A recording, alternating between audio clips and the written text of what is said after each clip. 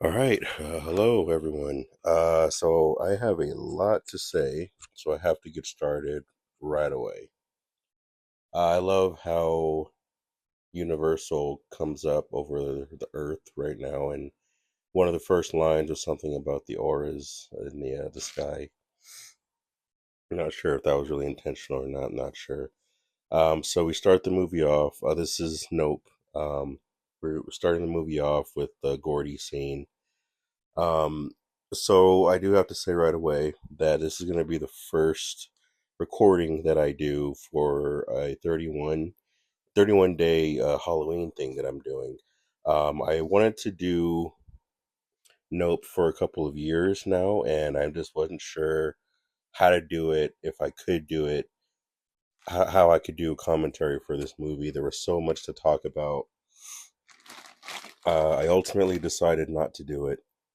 But then the 31 Halloween thing came up, and I felt like I could share some things about this movie. It's a very subjective movie, so I figure, that could be a little waypoint about talking about this movie. Um, right now, I'm watching the intro with Gordy and everything, and um, yeah. So again, I am a little sick right now, so forgive me if I do, kind of get off the mic and cough a little bit. And I also got out of a slight procedure. So if you hear a bag, that's actually my ice trying to keep my swelling down. Just in case you're wondering what that noise is. But again, not really important for the movie. All right, so I have a lot to say. Because I wasn't going to do this movie, I actually don't have any notes. But I actually wrote the notes down about 20 minutes ago, just right off the top of my head, how I felt about the movie, wrote it all down, and decided to keep going that way. So now in the scene that I'm watching right now with OJ, he is stacking some hay and on the wood, which is funny. Hay wood. Not sure if that was important or not. So they have a video recording, or a radio recording talking about the hikers that went missing. There was a deleted scene where OJ found one of the hikers, and one of the horses he was with was a black horse, and OJ looked out in the distance and just said, "Oh, just do your job, or just stand there. That's all you gotta do. Don't get distracted." And I think that was maybe a reference to um, this idea of being black and intimidating by just not doing anything, and maybe by doing that, um, the hiker would be not willing to approach him with him being very antisocial. That's what I got from that scene. But that was a deleted scene. Um, Probably a good thing. But the radio did talk about the missing hitchhikers, and that was one of them. Not sure who the actor or actress was. Um, um, OJ is talking with his dad. I'm trying to remember his name right now. I believe it was Keith David. But yeah, Mr. Keith. Having a big actor, having a big actor as like a father figure or an idea for this movie was seems very important. Just the presence of Keith David as an actor and his history really says a lot about how much OJ and his sister looked up to their dad, and also some of the themes about the movie and this idea of generations and the separation of generations from technology and things like that. Um, I believe the horse that he's on is Ghost. I don't know. I believe that's Ghost that his dad's on. So right here we see OJ on a flip phone, obviously old school, which really shows OJ being disconnected from modern day times versus his sister, who was more in modern day. But yeah. So when I actually first watched this movie and I heard the noises, I actually thought that there was something invisible that was running across the dirt or the sand. I guess I didn't really notice the shading and the wind, and or I did notice the wind, but just I didn't think anything was falling from the sky when I first saw it. I felt that something was actually on the surface level, and that's also what kind of made things kind of weird when I watched the movie. I was like, why is he looking up? Shouldn't he be looking around? And now OJ runs to get his dad who fell off. And now his dad is naming all the horses: Ghost, Beethoven, Commodore, Virgil, Ghost, Lucky, Commodore. So I'm pretty sure that a lot of these horse names had references to something of the olden times, but certain singers and artists. But I didn't really do deep research like that to find out if that was true or not, or So now I actually tried to watch this with my nephew this weekend when I was in California, and it was funny because this is the scene that he got to, and then he got too scared when they showed the quarter and or the coin in Keith Davis's brain scan, and my nephew saw that and he freaked out. Okay, so now there's a key in the back of one of the horses, maybe symbolizing that this is the start of something or a ritual or something. I don't know, or the restarting. Ugh. So, or the restarting of something. And so now, when I first was at the movie theaters and I saw this scene, it was funny. I didn't know what I was looking at, but I had really bad vibes. Like it was a weird demonic vibe that I felt. And here in the opening sequence, we find out that this is actually Jean Jacket's eye that's staring at us the whole time as we're watching the credits roll. And I like that because we're so oh my god, sorry, I love that because we're so focused on like the words and waiting for the next thing to happen that we're completely missing the fact that there is something right there staring at us the whole time. And I think that's awesome because that's like one of the themes of the movie. And then you go more into the eye, and then you see the horse racer. I couldn't find any information on who this horse racer actually was or what their name was. From what I understand, some of the producers didn't really know either. So it was good to have a blank slate and to recreate a sense of history there, which then also goes into more of a theme of this movie uh, of transparency. And when something doesn't quite make sense, how does the mind form what it actually is or what it actually does? You could see that in the opening sequence when Jupe is with Gordy. You can see things like the lamp and the table, the table dressing, um, and the cameras. You can see little things like that that are pieces of Jean Jacket actually being born in that moment. So it's almost like the beginning of this movie with the monkey and everything, with Gordy. It was more like this was the moment that Jean Jacket was actually born. Um, I see that as a symbolism, Jean Jacket being born in the moment.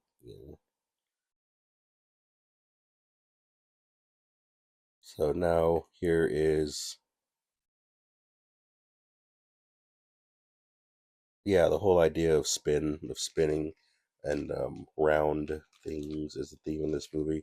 I'm gonna have to move this bag of rice. It's making way too much noise. It's too distracting. I'll just have to deal with the swelling till after this movie's done. Um, Yeah, so I like this. Yeah, so here's the green screen. So here's, my name's OJ. I think my sister's gonna be here in a minute. OJ's a lot like me. Can't really look people in the eyes. He's just withdrawn within himself, and like this. I don't know something about just his dark aura. This internal dark aura. I love how he. I just love how he's opposite from his sister. Um, and then here's Emerald and Green. Yeah, Emerald and Green being an interesting uh, idea of color. Um, I do remember watching this scene with Kiki Palmer. I wasn't there, but I remember watching some footage of this, and I remember she said something completely different. She was saying some different things. So I don't know. They probably did this a few times, but but yeah,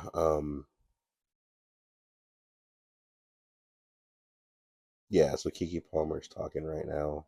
I love how her character enters the room, how they introduce her character.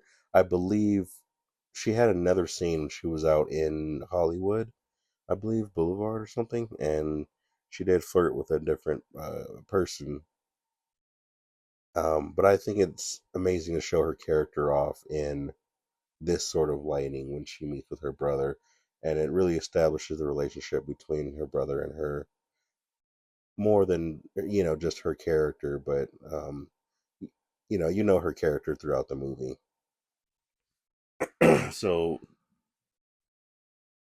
first impressions really are everything. So her first impression with her brother, I think, is amazing.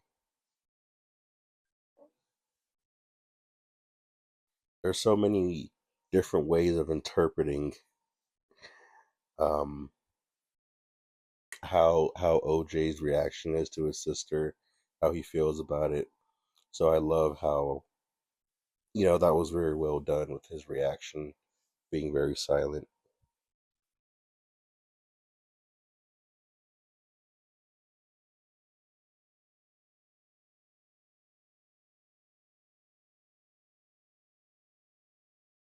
So I'm trying to read the subtitles as I'm watching the movie. That's how I'm doing most of these.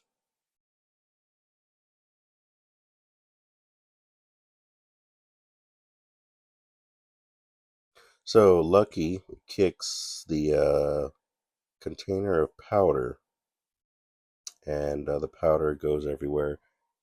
Very interesting reference to the ending when Jean Jacket popped. It seems like a lot of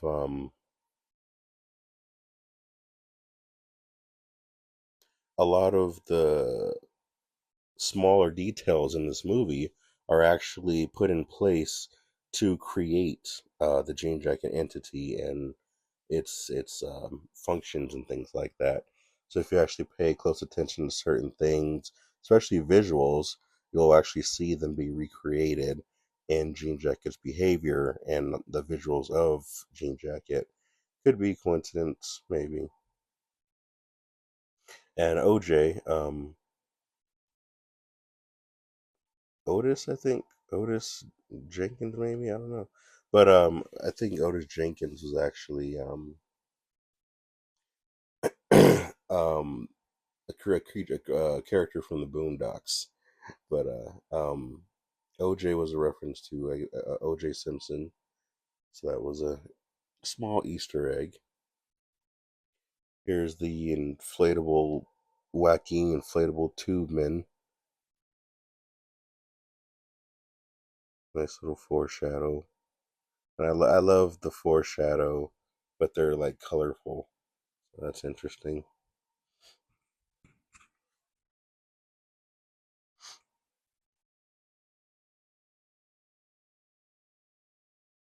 Oh, and there's our buddy, the false horse, staring upward.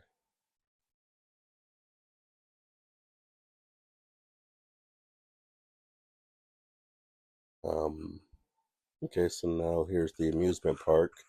This was really built, and apparently, you can actually go to this place, this amusement park. I think it's an amusement park, but you can actually go to this little town, and they have games and working,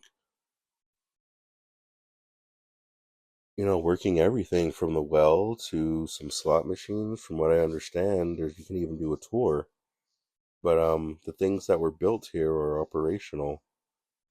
Um, I believe this town was actually built from scratch in the middle of California, somewhere in the California desert. So, Emerald, yes, Emerald. So Emerald, looking into the well and getting the picture, that's a reference to the ending. And here's OJ being an introvert, preparing to go talk to someone. So, oh, man. But it was funny because a lot of people, my buddies who I watched this with, they all said I was a lot like OJ. That there's just something about him and me. They're just alike. And I'm like, yeah, I saw that too. When I watched this movie, I felt like OJ's. I felt like his character. Actor, singer, dancer, seamstress, guitarist. You want to promote something, promote this business. This shows the conflict that these two characters have with each other. And even through the conflict, they're still like beside each other.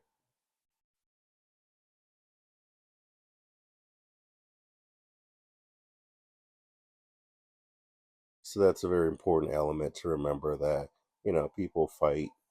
There's things that people don't agree with, but when it comes to having loved ones and people you really care about, um, you have to really remember what's important at the end of it and just squabble and figure it out later.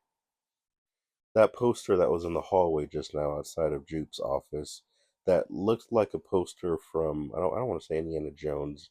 The font looks like Indiana Jones, but the picture itself looks like it was modified from this movie Holes, with Shia LaBeouf.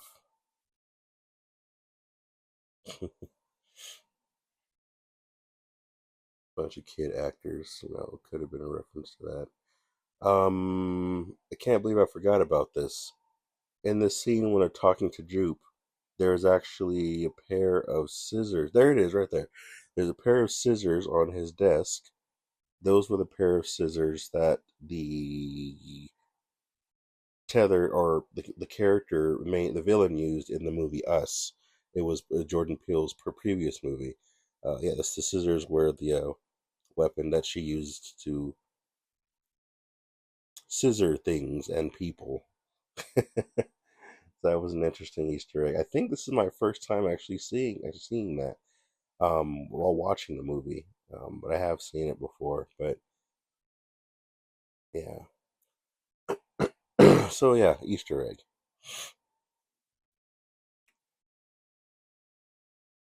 Trying to read. I'm trying to read the frisbee.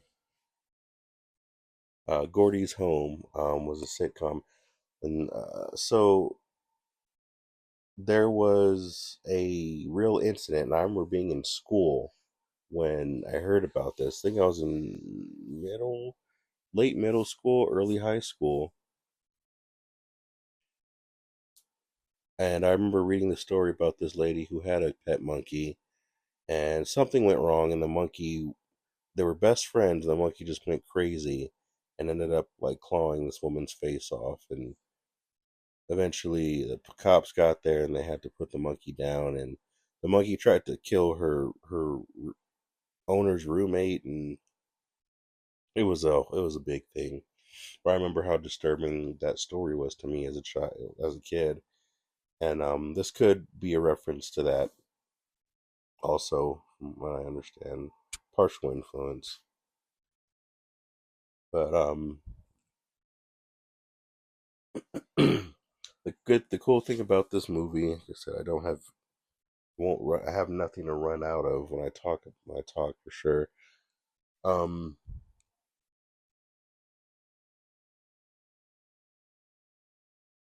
Now, right here, opening the door to the back room, that is like the symbolism of that, of going into his office and then going into the back office, is a symbolism of Jupe creating a romance of trauma, which is something that a lot of us do in today's time, in today's generation. He's very excited to show off his trauma. He's very excited to show off, look at all this cool stuff. But it was like something that deeply disturbed him as a child. And now he's made a whole spectacle, a whole amusement, a whole tourist attraction about it. And you see him being so happy and talking about all of this and making, a whole thing out of this traumatic situation. So him opening up this back door was really like a psychological symbolism of oh hey, you want to go through this door with me? Then okay, we'll go through this door, and I'll let you into this side of myself. And we're just physically saying what that psychologically means. So now when we see Gordy closing his eyes more, getting more and more into his story, he remembers him as a traumatized child. And yeah, it comes back to reality. But then when he comes back, he's not disturbed or sad. He's just legendary and he smiles about it. He's romanticized it.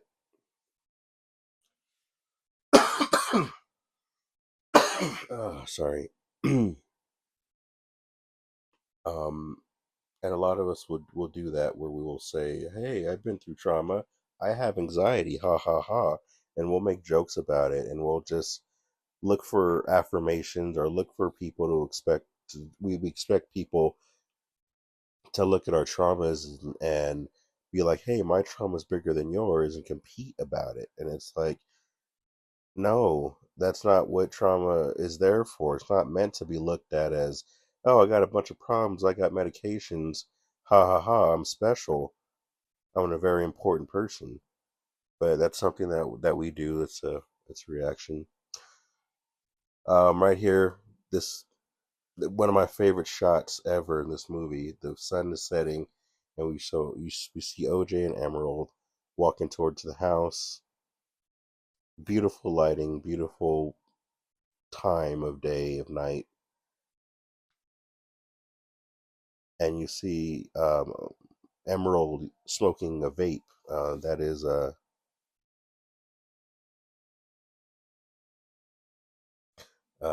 new age thing. You see him not being very playful with her. Then eventually, at the end of it, he gets playful.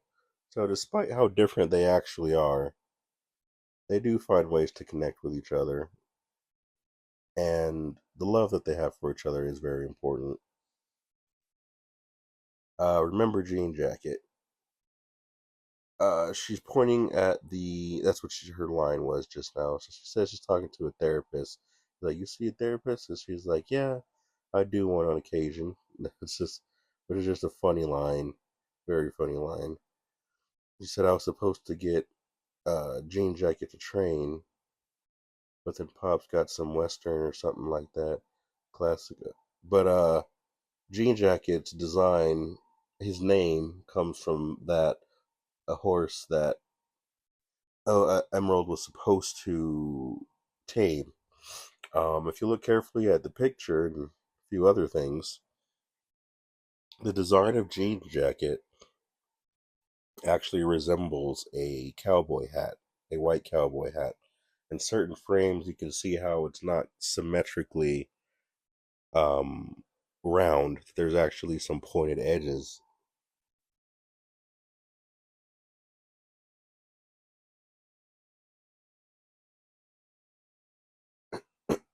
Scorpion King. I actually don't remember the reference to Scorpion King and what that meant for the movie, unfortunately. But yeah, Emerald talking about this situation does talk about the beginning of her trauma, which again is a round cycle. Trauma is like a round. It's like a black hole, and her trauma being, I was supposed to do this, and it didn't happen, and that's unfortunate because that's what disconnected me from something that was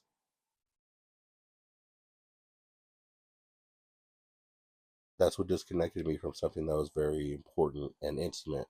That's supposed to bond her with her family, but ultimately it was the situation or the moment that separated her from her family. That was like a traumatic block that separates the characters from each other. What really made her go out in the world and not be a regular with her family. And OJ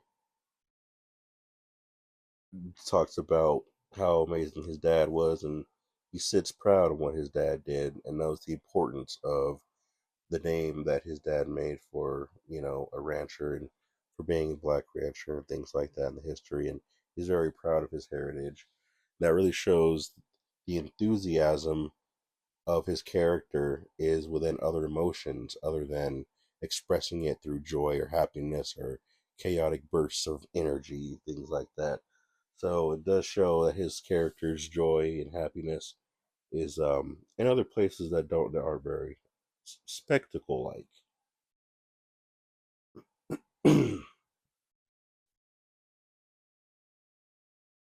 Oh, Ghost. And Ghost jumps out of the arena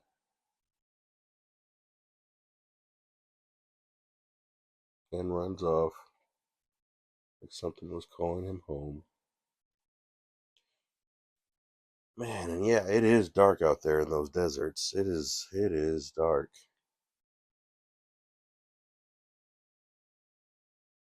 Distant howling. Alright, so all these disturbing noises come. Some of these notes that I wrote down, like I said, this is gonna be like a constant talk in this movie because most likely it is. What I need to do is blow my nose actually. But yeah, I wrote down a bunch of.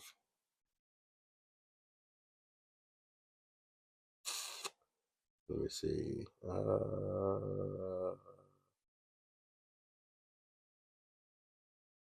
So right now the power is draining, and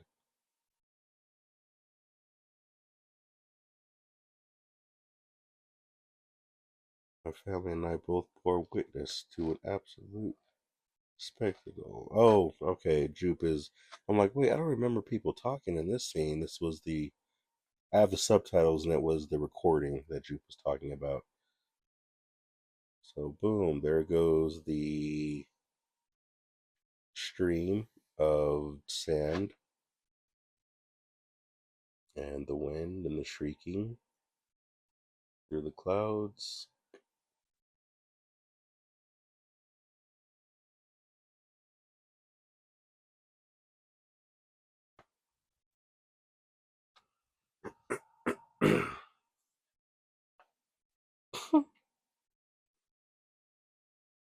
Oh, that scene always gets me when she's like, "Wait, what happened to the power? What happened?"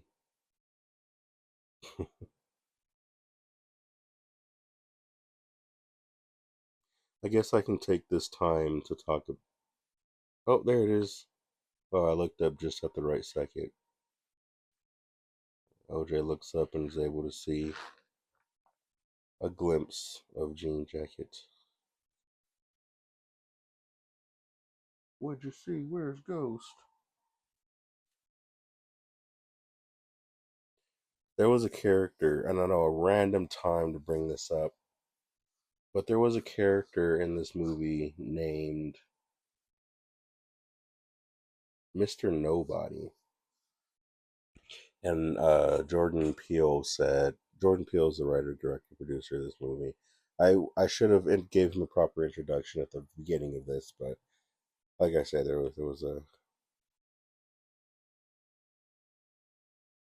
um there was a character here named Mr. Nobody, and Jordan Peele said that his story is yet to be told, And some people were like, "Oh, there's going to be a sequel, and Mr. Nobody's going to be a character in the sequel." And no, and as I said that, the word "no" popped up in the subtitles. It's funny, but no, it's more of when you're a writer, when you are a creator, these ideas, they're like jelly. They're like jigsaw puzzles in your brain, and it's just weird how they formulate and birth in the weirdest ways possible. Like the idea of the Terminator, the Terminator made by James Cameron, existing in Dragon Ball Z as Android 16. Like, and I guess that's a bad example, but I guess a good example would actually be from James Wan. I just watching Saw. The first Saw movie, there was actually three ideas for the draft of Saw, which was a very low budget. It was about two people recording themselves filming after some guy wakes up with scratches all over him. I cannot remember what the second one was, but the third one was about two people waking up in a room. Within those three drafts, oh yes, it was one where some guy would go to sleep and his soul would travel to alternate dimensions. So between these three drafts of the Saw movie, none of them happened except for the third draft, which was the two guys wake up in the bathroom. Years later down the line, those other two ideas sort of solidified as Paranormal Activity and Insidious. So it's like when you say a character, an idea, or story is yet to be told, it's because a seed is there, and that seed can branch into anything at some point. And a small character or a feeling or an emotion of a character can manifest into a whole plot of a movie.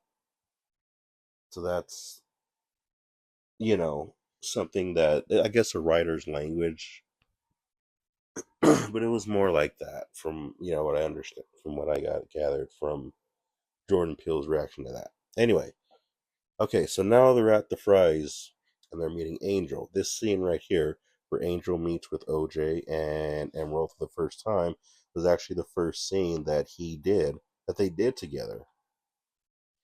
The character that Pooh plays, Angel, he played it very arrogantly, and the way that he played Angel's character was different from what was on the paper.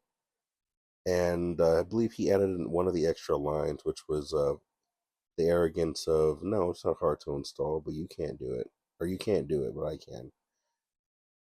Um, I guess afterward he talked with Jordan Peele. Jordan Peele talked with him about the scene, and Jordan Peele was like, "Hey, I like how you did that scene and how you played it, but now from the idea of the character that was on paper versus how the character was acted was so different that the chemistry was going to be different now with this character with Angel's character the rest of the movie." So Jordan Peele said that I love what you did with this character, and I'm going to have to rewrite the movie and rewrite some parts of the movie. From what I understand, again, I wasn't there, but from what I understand, that was the conversation that happened. And so certain scenes were rewritten. I know the ending was rewritten for Angel also because the actor wanted. I'll get to that at the end of the movie, but that ending was rewritten because of the actor too. So Fry Fry's was a shut down audio store, video audio media store. I believe there is one Fry's left, and it is in Alamogordo, New Mexico, and that is actually the place where there is an alien museum where the aliens landed. Um, I believe that's where Area 51 is, somewhere over there. But yeah, there is still a Fry's Electronics that's still kicking in Alamogordo, New Mexico.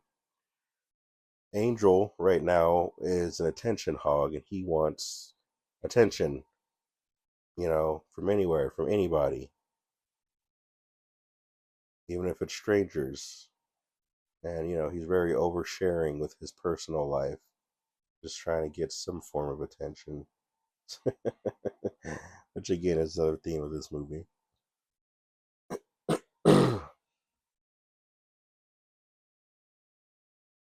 So now they are readjusting the cameras. I'm gonna have to. I have so many notes. Oh, now they're talking about ancient aliens. I like that. This filming location was just beautiful. I don't know where they filmed it. I don't know. I don't think this background is CGI, but like it's beautiful. The best CGI atmosphere I've seen, or I don't even want to say CGI, but it was a video game called Horizon Zero Dawn and Frozen Wilds. It was something about how the nature was done in that game that made it feel so organic and beautiful. And it felt like you were really in nature. You felt connected with the earth through a video game, through the digital stuff. And this was the only movie other than that where I felt connected to the atmosphere and to the earth by just watching a piece of fiction. At least on a very, very deep level, at least. Um, as Angel's talking about this idea of aliens, and they're gonna beam us up, and people are changing the name so much, and eventually people aren't gonna care about aliens because of how much it's all changing. Yeah, there was one thing that Angel said in that line, and that was they're maybe here to help us from destroying ourselves. That was a reference to the gray entities. They were a species that were human at one point and then poisoned themselves, and they were dying, and they destroyed themselves so much to the point that they were unable to reproduce on their own. So they actually found a way to go back in time and try and stop humans from being down a path that ultimately destroyed them, and wanted to help with humans have certain things, understandings that would ultimately allow them to not destroy ourselves. But that was that one reference that he said that was more elaborating into one of the lists of things that he said. Um, oh, it's a decoy for horse trading.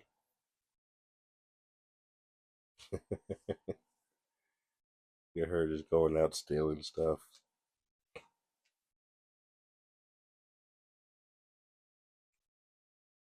And there's Jupe with his hat.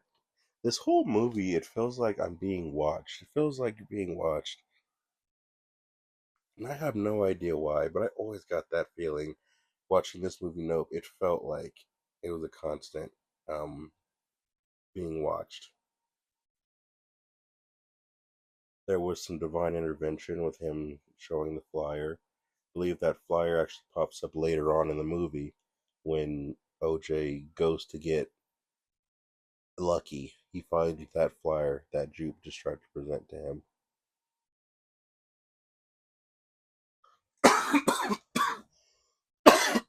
All right. 5 stars, Angel. 5 stars. So this gives me an opportunity to talk about one of the things that I wrote down. I guess I could talk a little bit about spectacle, trauma, shared trauma. I guess I could talk a little bit about shared trauma. I'll talk about that and then I'll mark it off. So this idea of shared trauma, which this idea of Jean Jacket being created from trauma, which what it actually is Jean Jacket is like an egregore or a physical manifestation of certain ideas or feelings or emotions that are just clustered up in one big swirl of just chaos, and the swirl of chaos physically manifests as Jean Jacket. um, the entity or Jean Jacket is actually a physical representation of all of the characters' traumas, and all of the characters in some way contribute to the creation or the evolution of what the Jean Jacket entity actually represents or what it actually means. So between Jupe and his childhood and him looking at the drapes being green, and then Jean Jacket's eye being green, and then the black hole and the center representing the black hole of trauma, constantly sucking in things once you give it attention, and which also means the representation of romanticizing trauma. Once you begin to romanticize trauma, it does become a black hole. It becomes a black hole. And whenever you feed it or give it any kind of attention, it says, "Oh, okay, cool. Now that you've given me attention, now that you've given me energy, you've given me more power, and I'm going to take from you, and I'm going to constantly take and take." That includes family members and things like that, which I'll get more into that also when I get to the second, third act of the movie. Kind of, um, I'll get more into that, but. But yeah, shared trauma between all the characters, and also the breaking the cycles, which represented the balloon pop of freeing a soul at the end when Emerald released the balloons, and her trauma with Jane Jacket and all that, and then yeah, so all these main characters are fighting their own traumas, and Jane Jacket is just a collaboration.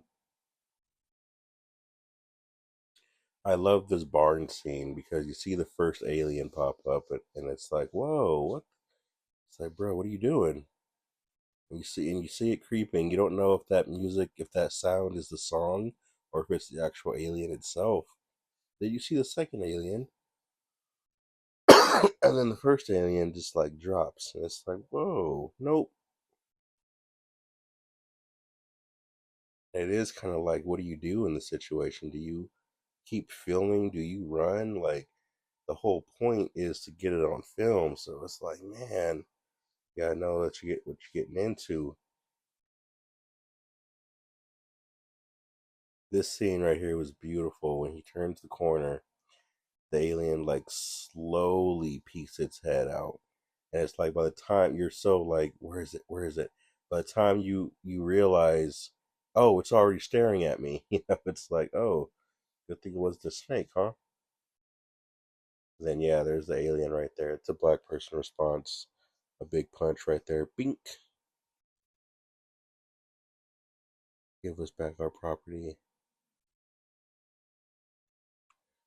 I believe the property that they were referring to was the horse that Emerald stole.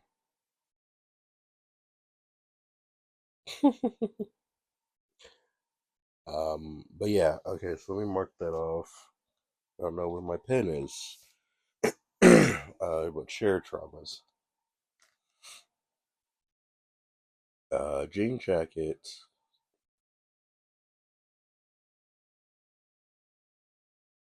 doesn't appear very much in the movie, so that's why I kind of have to fit him in there, fit these in there.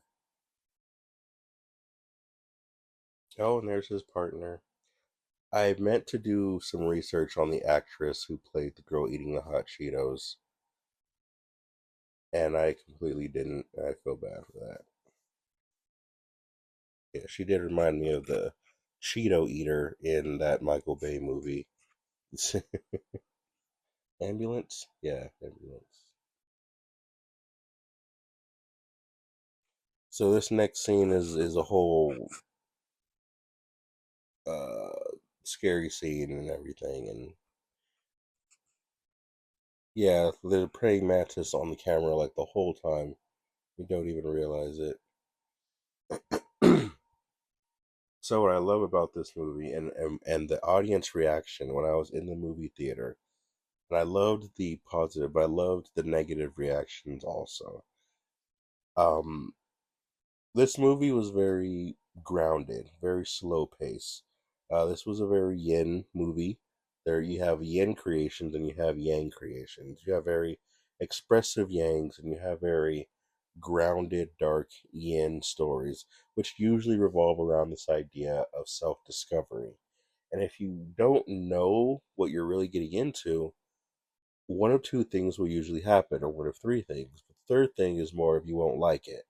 But the other two things are you will feel like you are in a hypnotic state and you will feel like you are just going through this weird translucent mental emotional thing where you just completely don't know or you lose yourself and you can get lost into a story very easily that way. And the other one is the third one is which is yeah, self-discovery, which was you get to a point where you take in so much of the movie or you identify yourself within the movie and you learn so many unique things about yourself and maybe about the mythology. Some yin stories are told for the sake of story and not for something much bigger, or they don't stick to a certain theme, if that makes sense. The idea of a yin story would be there are very few of them, but break, uh, Breaking Bad is a yin story.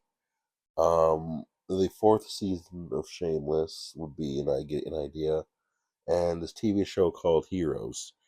Um, those would be an idea, and Nope would be good references to yin story making, which is very grounded and very whoa, what's going on here? What's happening? And it's more of you having to discover what's actually happening.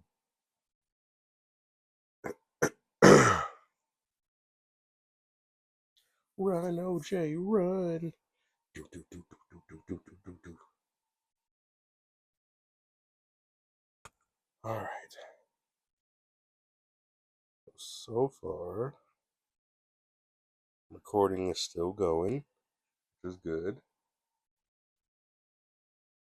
Oh, but yeah. So I was saying I love the theater reaction because in the theater, the reaction to the movie was like a strong reaction to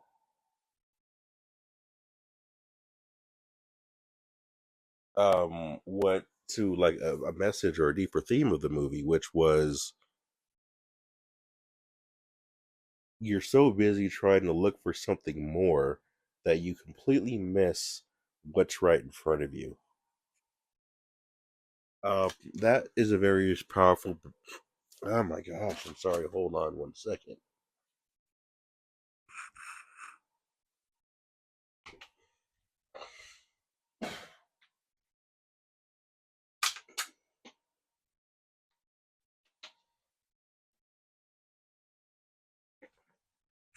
Okay, I apologize about that. The thing about these commentaries is once I start the movie, I can't pause or rewind or anything like that. It's just a straight. Once the mic starts and the movie starts, it's just whatever happens, happens. So that's why I can't just edit things out. So whatever I say or do, it sticks. And that's it. So if I have to leave, if I have to walk away, it has to stay in the commentary. Dems the rules. But, and it's unfortunate because I lost my train of thoughts. There's Jane Jackets in front of the moon. Yes, which was you're so busy trying to see the excitement or experience the excitement or you're expecting something so exciting to happen and you completely miss what is going on right in front of you.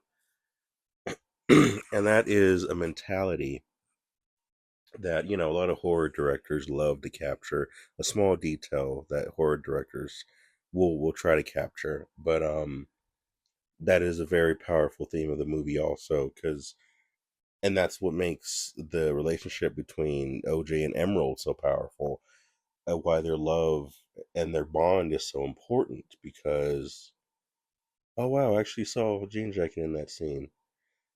Actually, I never noticed that the first few times.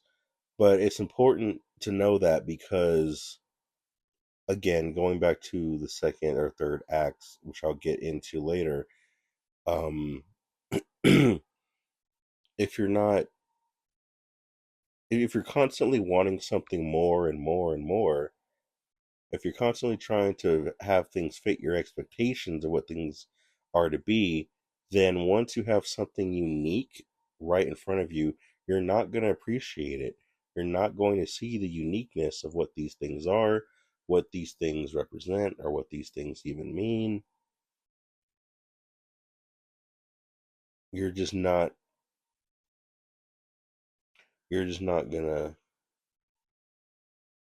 you're not gonna see it.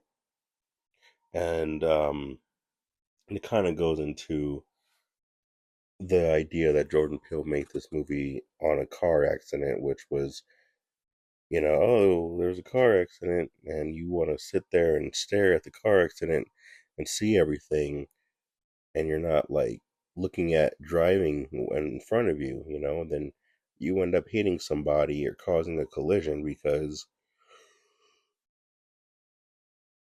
you're too busy looking at this flashing lights and everything, and sometimes you look at something that's so distracting that you end up, falling off a cliff because you're not paying attention. You step in some dog poop, right? Because you're just so looking at your phone all day and you're distracted. So now he says, look at Ghost. This is a flashback of OJ and his dad. Guess some animals just ain't fit to be trained. Look at Ghost out there being all territorial.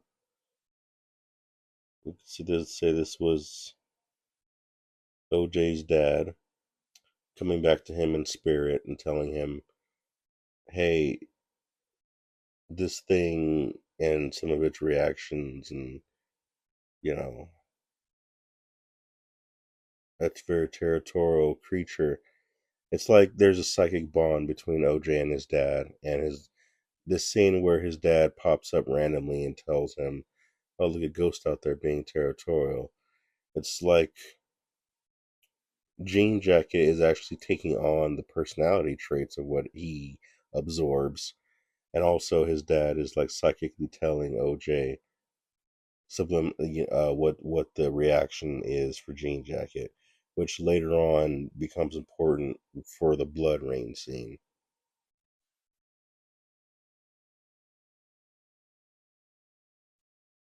So now, yeah, here's Emerald talking on the phone with Host. Gosh, I don't even have my wine glass. I got this wine glass from one of the very first photographers of the war, the first female photographer of one of the wars. I don't know if it was World War II or something, but she was one of the first. And I found her. She works at an antique store, and so I was able to talk with her, and she gave me a wine glass because she saw how much I just loved it, and so she let me have it. I was like, no. She was like, don't worry about it. So it's a very special wine glass for me, and I know I just threw that out of nowhere, but usually whenever I record a movie, I have that wine glass and I have a drink. But right now, I have too much going on between this ice pack and holding the mic, making sure everything is being recorded, and watching the subtitles and talking and holding my notes, and it's just a lot. So I'm just like not in my comfortable element, and this feels out of place. Um, as Holst is talking on the phone with Emerald, the footage that he's seeing is actually a foreshadow of how he actually died at the end of the movie trying to get the impossible shot. And the impossible shot, which I guess I will just say right now,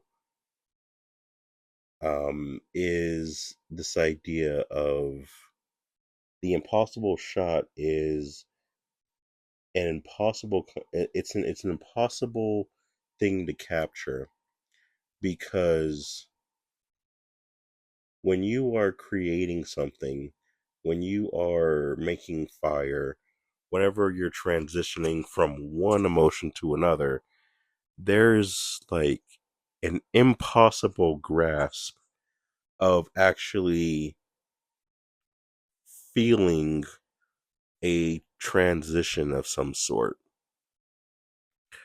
It is actually an impossible way of grasping any kind of forming. It's just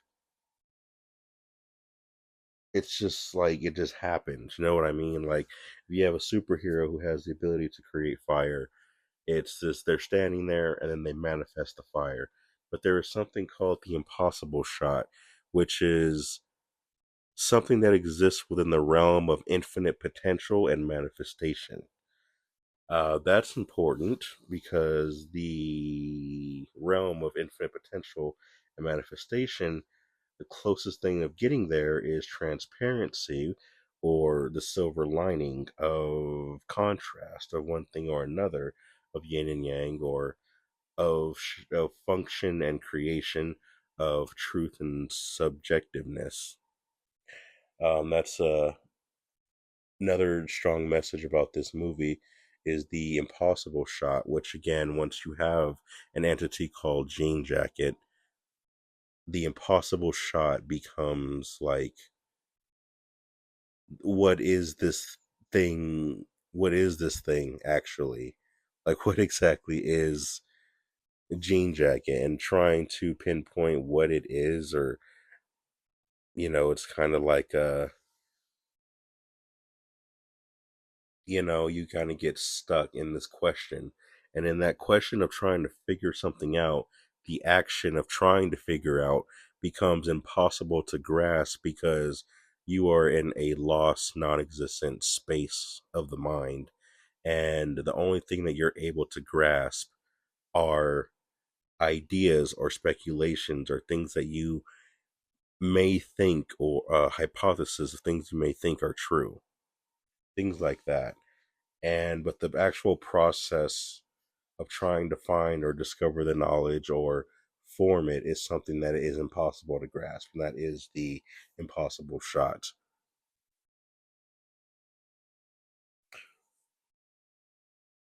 Yeah, even yeah. Okay, so now chapter 3, I believe this is chapter 3 or 4, Gordy. Now here's the flashback of Gordy. So right before this scene, okay, so this girl is holding this present. Apparently, this giant present was actually, I believe, black, and it was digitally changed in post production of the movie to be green. A lot of the things that you see in this movie that are actually green or green boxes were digitally changed from red or black to green. It was because of the symbolic color of what green represented for the movie. Um, you have this shot where Jupe is stands up and says his line, and then he messes up. And he's like, "Uh oh," and it's okay, go again. One thing about this movie is what makes it so confusing and weird and different is the fact that every scene that's put in this movie tells a complete story within itself. Whenever you're making a movie, you have different scenes that tell a bigger story together. But Nope is great in what it does because every scene of the movie tells a powerful story within itself, and all the characters and moments and scenes are fully invested in telling a full story as individual scenes. And because they're so strong at doing that, it makes the whole movie feel very weird and not very, it's hard to grasp it because we're used to seeing a bunch of different pieces making up a full puzzle, but this every scene is a full puzzle that are smaller scenes are they're a full puzzle within themselves that once they're put together tell many different stories, and then that's where the subjectivity comes from. When you see these video monitors, when it says 1998 and it shows the monkey right here, killing the mother character. I hate that I can't remember her name. On stage when the monkey Gordy is killing the mother. Um, you see these cameras, and they're like, there's these six cameras. They're staring at the camera. Those will represent the eyes of an alien. Later on, when you see the earlier on when you see the aliens in the barn, which were the kids, their eyes resemble the lenses or whatever from the cameras. And right here, as you can see, when Tom, the father character of Gordy's home, dies, the balloon pops, representing his death and the soul being released. Now, the shoe being standing up, um, despite all the chaos going on, and this goes in with trauma, despite everything that happens when you're going through trauma, when you're going through something, how do you physically capture that moment when your trauma actually ends? Seeing this weird misplaced shoe is a form of distraction or form of taking away taking away when um so sorry, real quick. Right here when you see the monkey turn, you see the monkey look at Jupe right as the lamp shade turned and faces Jupe. That was also a representation of the eye or the suction of Jean Jacket, and on the idea that Gory's soul may actually be a part of Jean Jacket, or the representation of Jean Jacket is present within this idea of Gordy being exploited. Um, so as you can see the drapes right here, the drapes separate the eyes from the monkey, from Gordy and Jupe. Later on, that becomes important when Jean Jacket opens up its eyes, and its eyes resemble the green drapes. Um,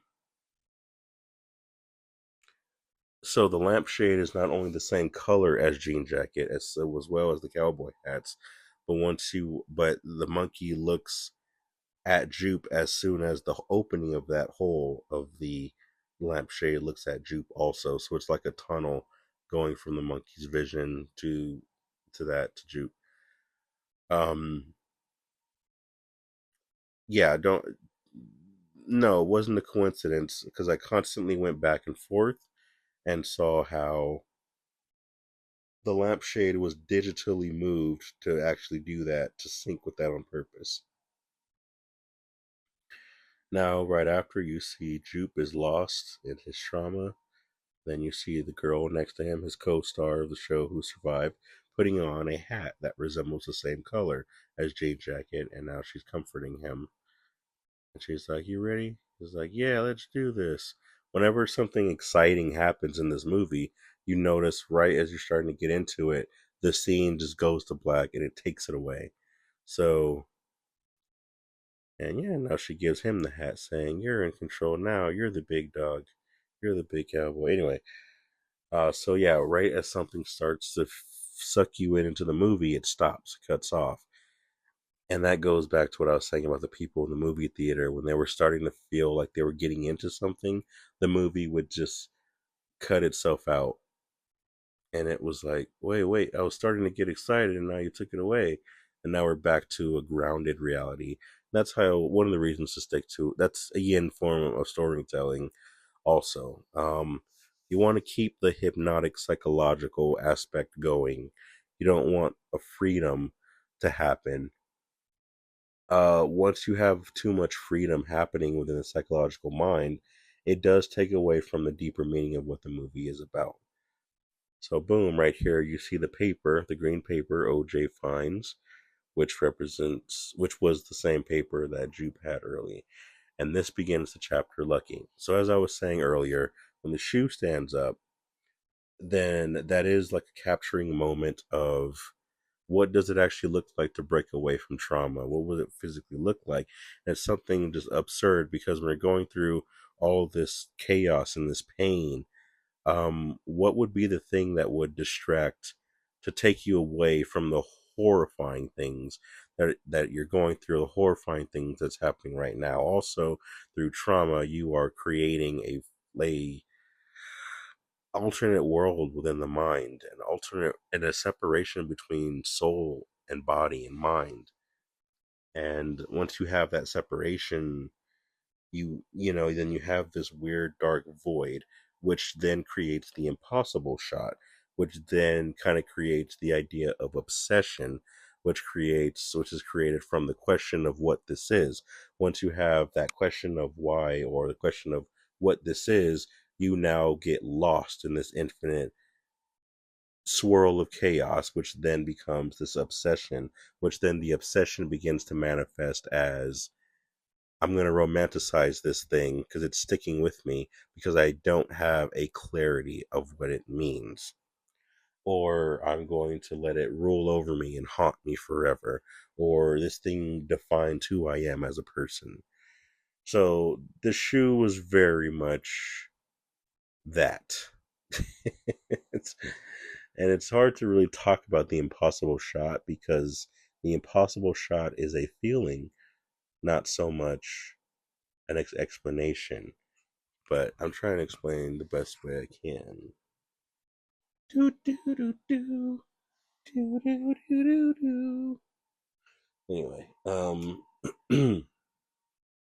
also when I saw that scene the first time, it felt like something may have been beaming down, and that they were actually again invisible forces that were like, "Hey, Gordy, freedom."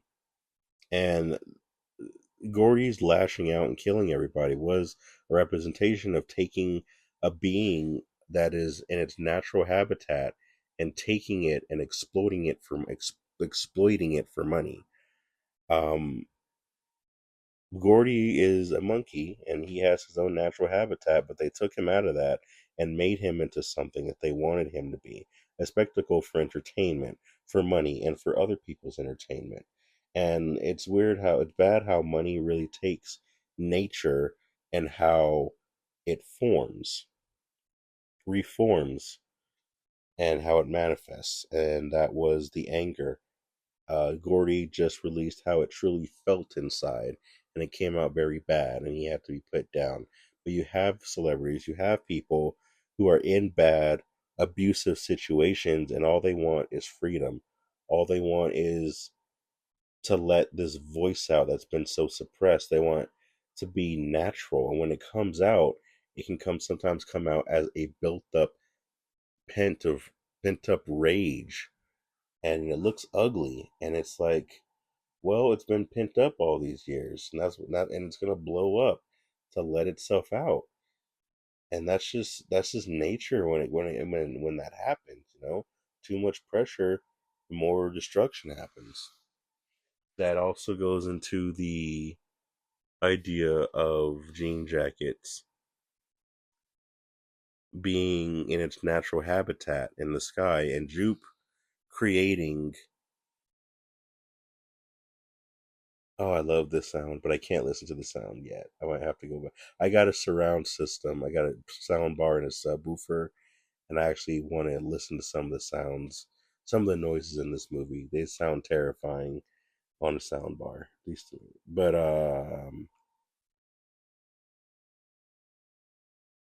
yeah. Sorry, I should not have got distracted. But I should not have got distracted because I forgot what I was saying.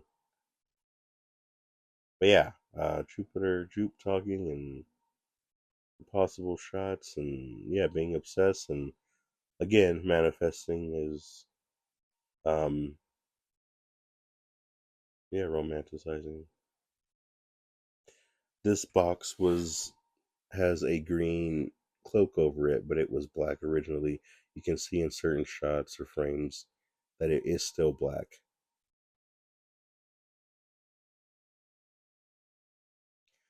Romanticizing trauma, your traumas, and making a big deal out of it can really suck other people into your problems and harm other people.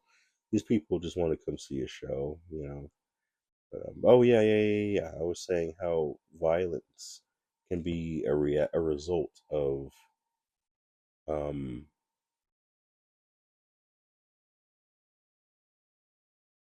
violence can be a result of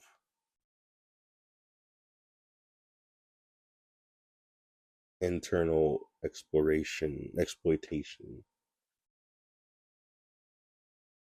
Sorry, and now here's Jupe staring up and smiling as he becomes a victim of his own trauma.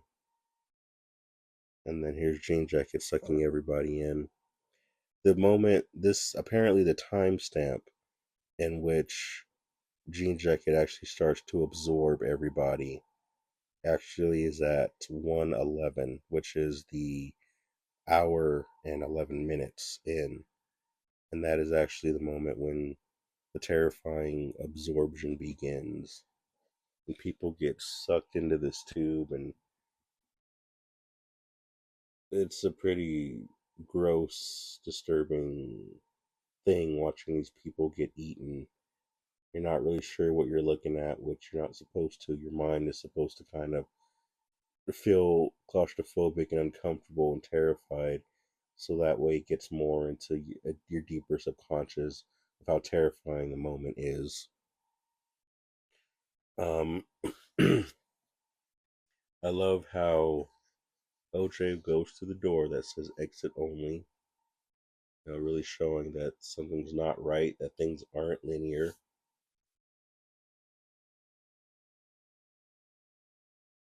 that things are just backwards. There's a pig that is on the rooftop. I didn't see that like my first time or two times watching it, I believe. But yeah, how the cowboys and girls? Time to run off into the sunset. That's right, happy trails. You don't have to go home, but you can't stay here. Come back again. A very grim way of looking at death. It really is. There is out yonder.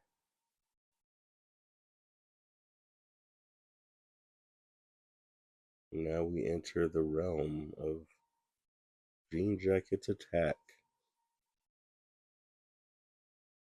Time to go get Lucky. And yeah, Lucky was smart. Lucky was smart enough not to look up and get eaten.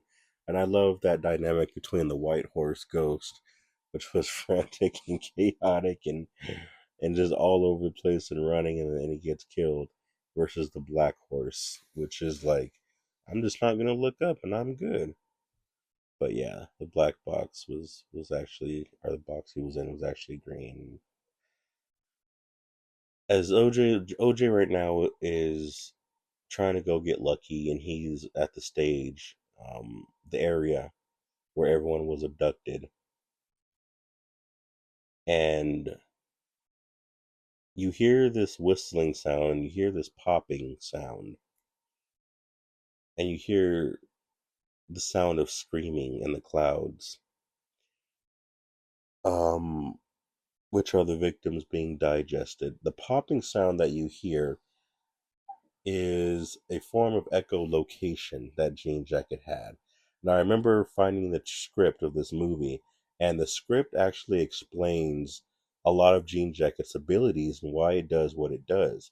So, in this scene, the clicking sound is actually releasing a sound and then feeling the atmosphere that's around it. And as it's filling the atmosphere around it, it's like using the popping sound to like fill the echoes of its surroundings. And once it fills the echoes, because it can't see very well, then it can actually feel where potential meals might be or potential prey. So that's what the popping sound was. Every noise and sound represents something that Jean Jack is ultimately doing. Now, with me talking so much, what I wanted to say when and there's Lucky, he's smart, waiting until the coast is clear. What I wanted to say earlier was Jean Jacket was when Jupe had the horse, um, the sacrificing of the horses. Before I get into that, I wanted to say Jean Jacket going after Jupe represented the repetitive, the idea of trauma and the repetitive cycles of generational trauma. Of once something traumatic happens to you, if you allow it to linger, to live and linger within you, you remanifest it, and it can remanifest within your children or within other generations or within other people. Um, Jupe became the very monster that broke him as a child, which was the exploitation of innocence and taking children, taking things out of a natural habitat and using it for exploitation and money. That's exactly what Jupe did with Jean Jacket. That is exactly what happened with Gordy when he was a child. The importance of the monkey scene, the Gordy scene, was to represent that Jean Jacket is a transitioning entity for that exists from child abuse or animal abuse or whatever, and people using abuse to make it into a bigger thing and then channeling it. So that was the importance of the monkey scene right now, showing that monkey scene, and then showing how Jupe ultimately became the very monster that traumatized him, in which that happens to a lot of us, especially in modern day society, when we say we want unity and we want love and we want to be together, but yet we become the very hateful monsters, the very hateful people that we supposedly are trying to stop in the world, that we're trying to get rid of or cancel. We're like, oh, you're being hateful. It's like you're being hateful too. But, it's like you have to understand when you are becoming that very monster that you're trying to stop. And that's what Jupe became.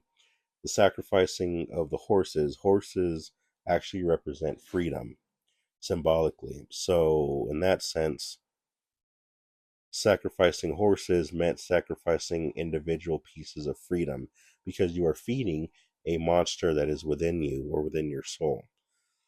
That was the idea of the symbolism of Jupe sacrificing horses to this entity. The entity represents trauma and pain, and the horses represent individual freedom. So, as long as you give attention to your pain, as long as you give attention to that monster within you, it'll take from you freedom and nature and the nature within you. Um, this scene was beautiful. This was the blood rain scene, and I hate to be talking through it, but like I said, I have so much to say. Um, there's the key. I love how the key came out again. Um, I love this key being stabbed into. Oh, I love the blood. So when I was in the movie theater and I saw this, I thought to myself, if I was directing this movie, I would make blood rain and just drizzle down the side of that window. And when I saw it happen, I was like, I had the biggest smile on my face, and I saw all the blood raining down over the house and all the blood going all over the stairway. I was just thinking to myself, yeah, if I was a director, I would definitely have done something that gory and that disgusting and gross. But this was definitely a very an amazing scene. One of the best scenes I've ever seen in a movie. You could really feel just this darkness, this evilness in this scene. Not just this scene, but in the next scene afterward, where it shows the fog going around the house, and it shows a picture of the dried blood around the walls of the house and on the balcony and the porch, and you can see the fog going around it. That was a very beautiful shot too. I love the cameras, the cinematography, all of it.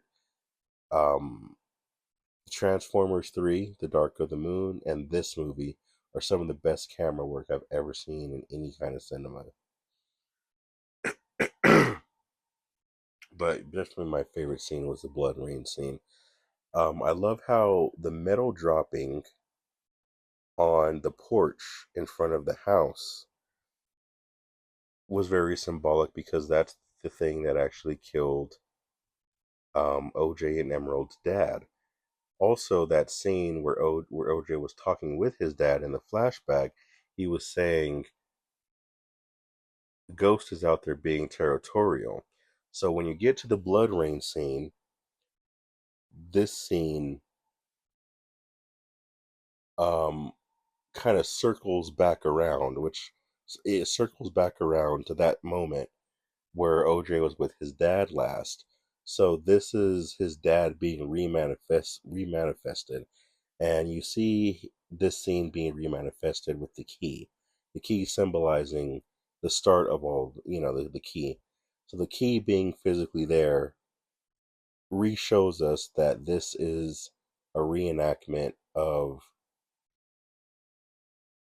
OJ's trauma with losing his dad the way he did, and with the conversation that he had with his dad, which was being territorial.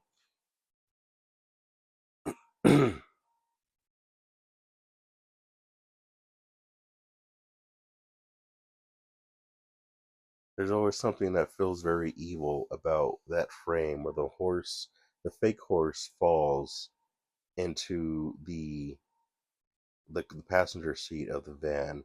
Something very evil. It feels very evil whenever I see that. And I try not to look at the screen, but I just don't know why. And he locks the door. It's like, well, yeah, beautiful shot. You see the fog. It reminds me of like a Blumhouse intro. And the music starts to, some music is very distorted. Electricity starts to come back up.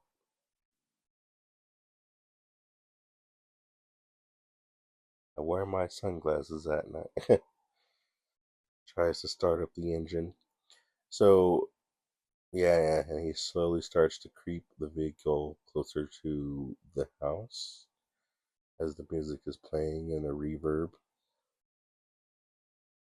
The music fits the atmosphere so beautifully.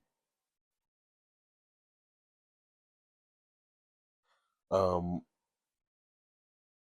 yeah, beautiful scene right here. Very beautiful scene. Very dark, very twisted, very gross.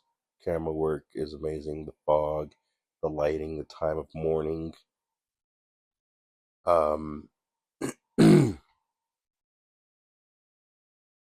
I gotta get out of this house versus no, stay here. It's safe. I like how Angel just becomes a homie. So the electricity, whenever the electricity goes out, living life forms have electricity within them. So Jean Jacket actually becoming anti-electrical is it trying to sense if it absorbs the electricity, then what living creatures around are going to feel it. And then because the entity can't see very well, Jean Jacket is able to feel the effects of living creatures once it starts getting drained of its electromagnetism, and it also makes it better for hunting. So that's where the electricity thing comes from. Because if Jean Jacket is an alien, if he isn't, something, why does it absorb electronic devices if it's a creature of nature and electronic devices don't really exist in nature? So the idea of that is it's hunting for the electricity within the living creatures' bodies, and that's what it tries to deactivate or influence. So that way,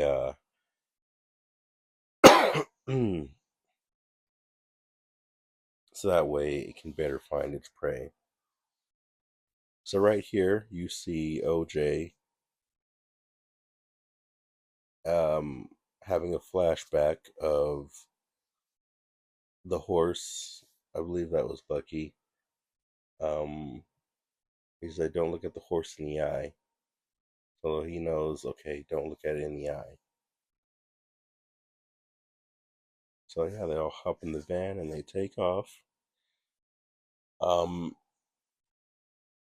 I love that Fry's team. I wear my sunglasses at night. I cry to you. So yeah, now here we are in Angel's apartment. What else was I going to say about this scene?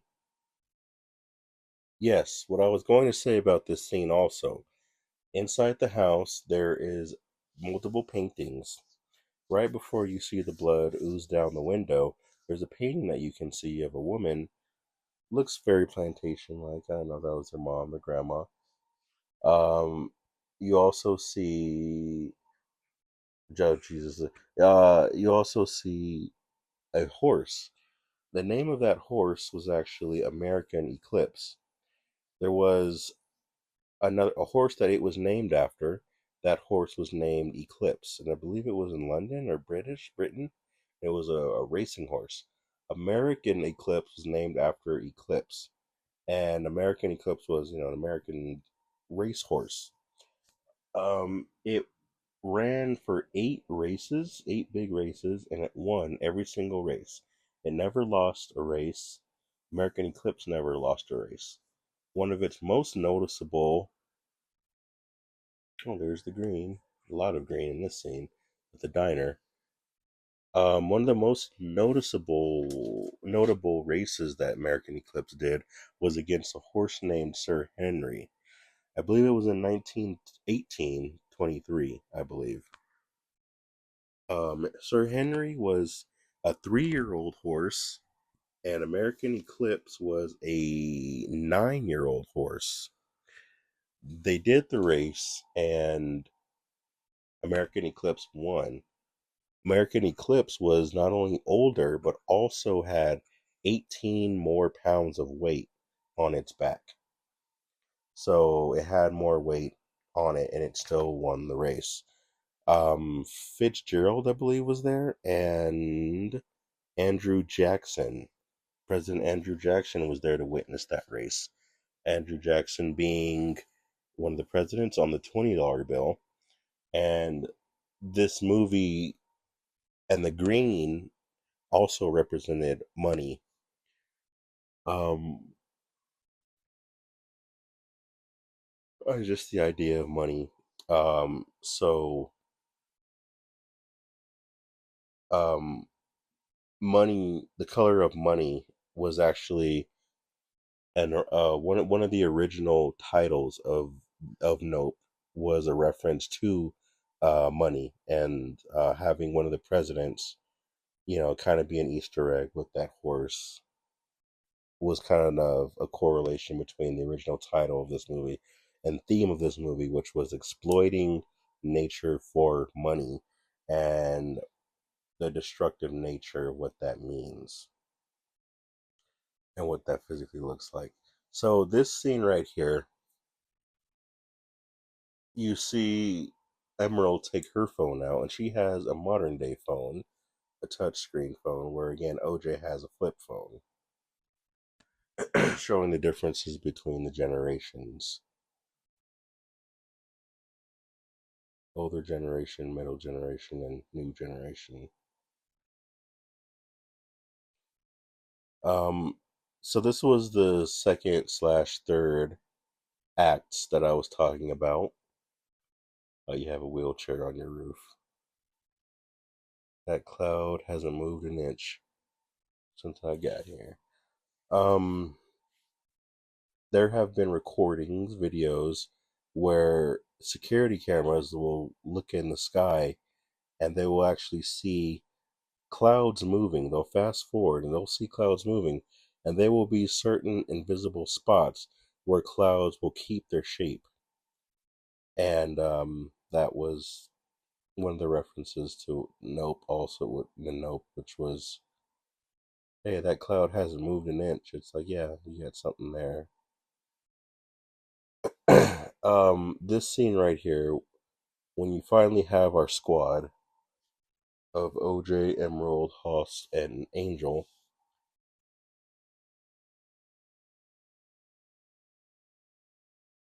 No, I was trying to see if their names actually spelled the word. Um, but yeah, this squad, this group, they're all together now. This scene reminds me of the first movie, which was, or I'm sorry, not the first movie. My number one of my number one movies, which was Inception, directed by. Anyway, I can't remember his Nolan. Wow. Anyway, Christopher Nolan. Yes, Inception, directed by Christopher Nolan. So the music and the way that they're talking and everything reminds me of the montage scene in the strategy scene in Inception. So I was wondering if they maybe got inspiration from that. But yeah, so what I was saying earlier about the two-thirds of the movie end, this was what I was talking about with another theme, which was important for the movie, which was they escaped. So why didn't they just leave and just start from scratch? Why did they go back to capture this entity? Well, they went back for the money. And it was an important part in the movie to say that they're very on a dark path right now, a path of greed. Um, they're so busy with this entity, with giving this entity the attention of trying to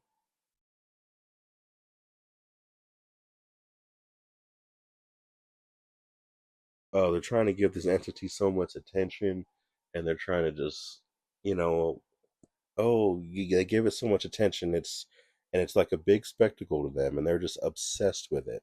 And that's how obsession works. Is obsession is when like you know, question and evolution become a thing without resolution being in the equation. So you know, something along those lines. so sorry. They're more obsessed with this thing, and yeah, I've been talking a lot. So they're so obsessed with getting this thing when they should have just been like, "Yo, we were in a bad situation, and we need to get out of it. We need to count our blessings. Ah, count our blessings,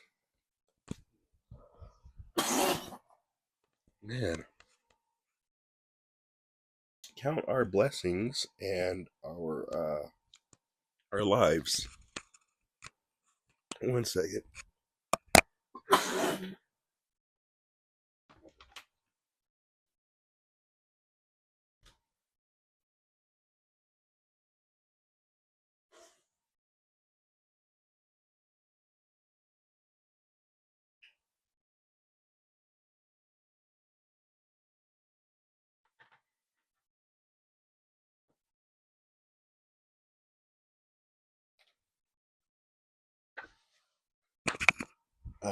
Okay. Is it still recording? Yeah.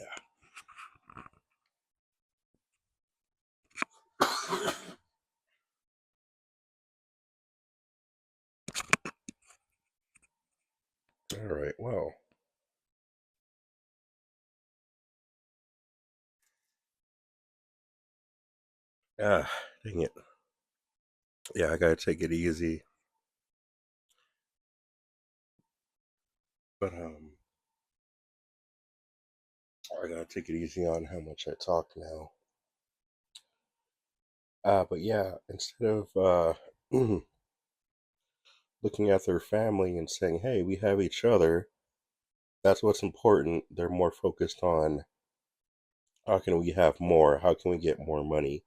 It's like, no, you guys have each other as family, and you can't put yourselves in danger like that. And that kind of goes into the possible death of losing loved ones because it's unclear about OJ's fate, and it's unclear because if he did die, then the theme that would also feed into that theme, which is appreciating your loved ones while they are here. And by not doing that, by always looking for that bigger thing, that next thing, you completely miss out on the fact that you have someone right next to you. You have amazing people right next to you that love you.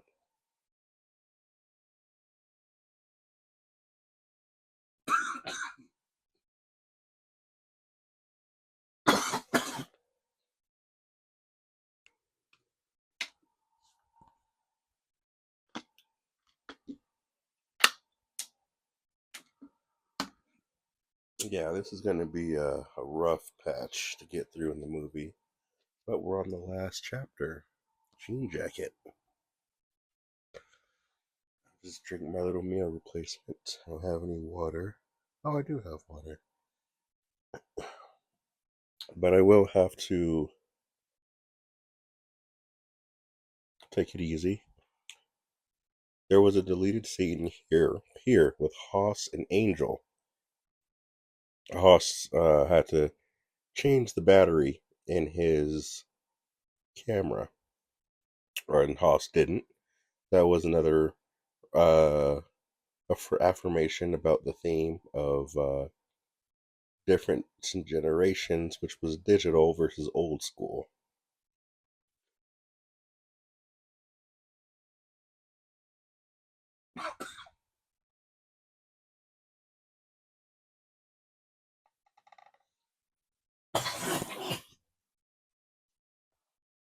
Hmm.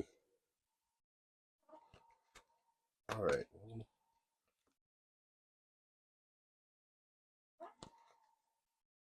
Ah, man. Sorry, I might have to go silent again for a bit. But oh yeah, yeah, yeah. So what I was also gonna say earlier was um the electricity thing. So Jean Jacket resembles a Lovecraftian entity. That entity is called a flying polyp. Um, they could be the same species. They have similar functions within each other.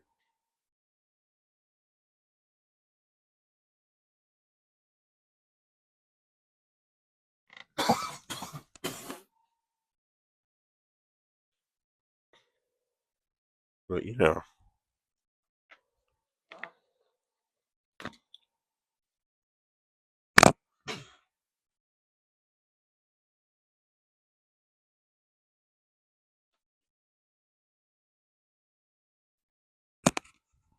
oh gosh. Well, I got this.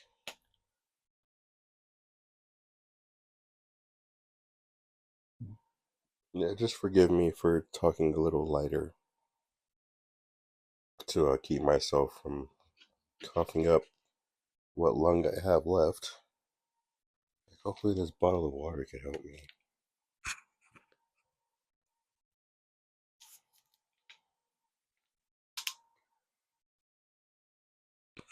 Like I said, when I'm not sick,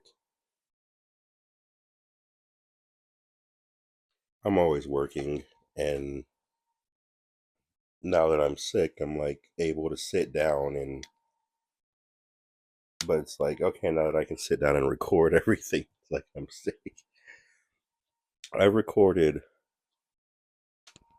um the interesting helmet from this TMZ reporter. I recorded some episodes of a different movie and some episodes of Heroes season one. And unfortunately, in some of those recordings, I was also very sick. Which now, when I think about it, yeah, for most of the things I've recorded, I've been sick, which was probably why I had the time to do them, which is not really fair to anybody, is it? Hearing me cough all the time. I think, I think I'm gonna have to work on that. So that way, these recordings come out a lot smoother. I'm still working on this. Oh, there goes a TMZ reporter. But I'm still working on this. This is all still new to me. I've talked to so many people. I've talked to everyone that I watch movies with, my buddies, some family. We talk about movies. We watch a scene, and I'll sit there and pause the movie, and I'll tell them about a whole scene. And oh, that's funny. He falls off the bike, and they make a chicken sound. But I'll talk about scenes like forever and just analyze these scenes and talk with people about it. And I can stretch out a 2 hour movie to 5 hours, just by me talking so much, or 2 hour movie to 4 hours. Um, same with music, same with TV shows. So, I'm like, why don't I just share this passion with the world? And I don't know how I was going to do it. I don't know how I was going to do it. And yeah, so right here in this scene, you see Jean Jacket start to absorb the electricity, and you can see OJ kind of tilt his head forward and have to shake it off because that was the biological electricity from the body being affected. Um, and yeah, he's trying to help the TMZ person now. But I didn't know how I was going to do it, and I'm like, I have such a big passion for movies and things like that, and talking about them, and oh,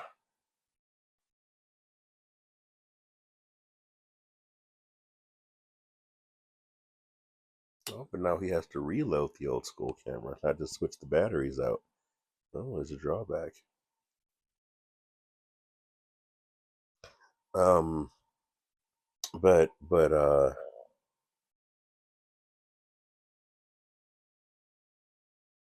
yeah, I didn't know how I was gonna do it. So I'm just like, why don't I just go for it, and just see what happens. It doesn't have to be perfect. Like I'm very watching a movie on my phone, sitting in my car. Um, I have time to sit down for a few hours, watch a movie, and comment on it. Like, I'm just doing what I can the best way I know how to do it.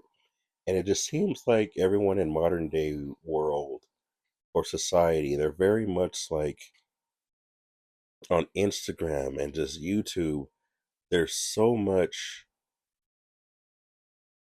Oh, okay, and this is the sad part. OJ has to leave the dude, the TMZ reporter, and he's so obsessed with spectacleism that he's just like not worried about his own safety. He's more worried about, oh, can the cameras get me? Can the camera get me doing this? Can the camera watch me do this and that? That's another problem with modern dayism is everyone's so obsessed with trying to be the spectacle, and they're damaging themselves, damaging their body, and hurting themselves, and trying to get it on camera to make it such a big thing, to try and get publicity off of it. And it's like, is your health, is your life really worth it? So adding in the TMZ reporter was very important for the overall message of the movie. Also, you can tell possibly that the TMZ reporter could have been an extra shot added filming, but yeah. Anyway, uh,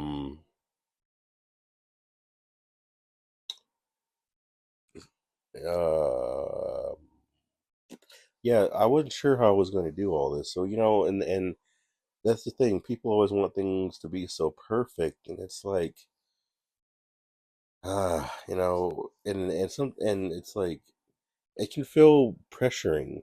So I didn't know, but I didn't. It doesn't have to be perfect. I didn't know what I was going to do, how I was going to do it, but I'm just doing it, and I'm doing the best I can with what I have, and that is one of the mottos, one of the things I try to live by. And maybe there will be someone out there who can have a better format than what I have, and maybe with everyone being trained in this like weird ADHD mindset, they want things to be like quick and quick and quick. Um, so fast paced. It's like, ugh. With that, it's like, sometimes I get discouraged because I see what's popular and everything, and I'm just like, you know what? Maybe I don't have to follow that. It's the hardest thing about going your own way, going your own path, or trying to be authentic is the fact that you are going to be like, you know what I mean? Not you are gonna have those rough things happen with you,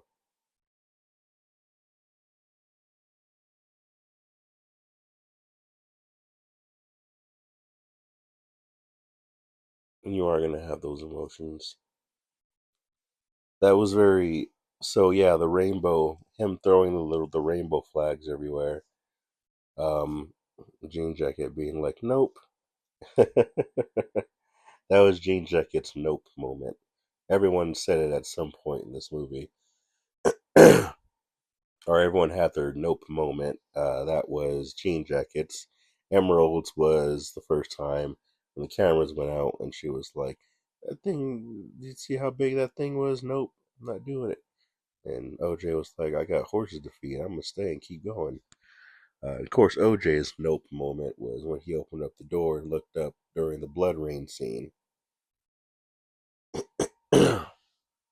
So now they got it, and now they're like,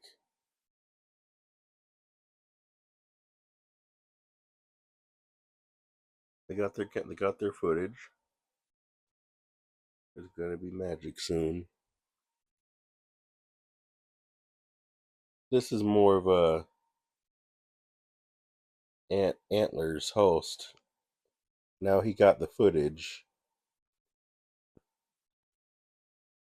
And it's more like, yeah, these people don't deserve this. This is like magic. These people don't deserve it. I don't know if that is a form of racism or a race type thing or what, but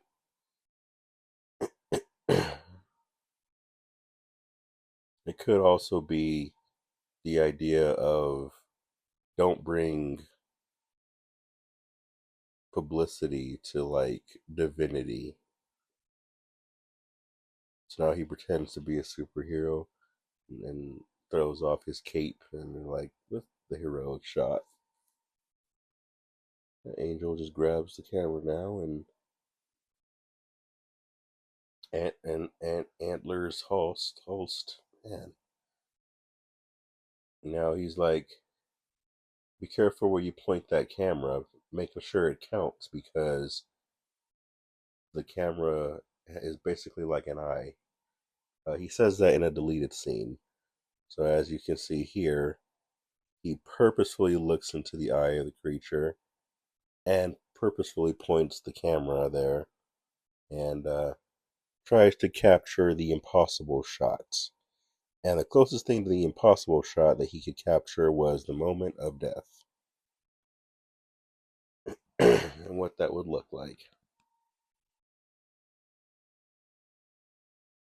It's actually very possible that Antler's Holst. Why does my phone keep glowing? Like it's going off a lot. Ah, there's a group chat. Okay. Um. Oh man, I wish I could remember what I was going to say.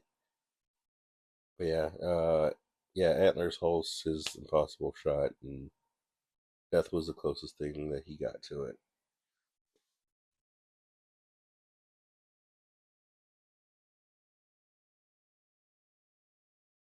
But yeah, and here's Emerald trying to run, and Jean Jacket's like, "Nah, you're not about to just hide."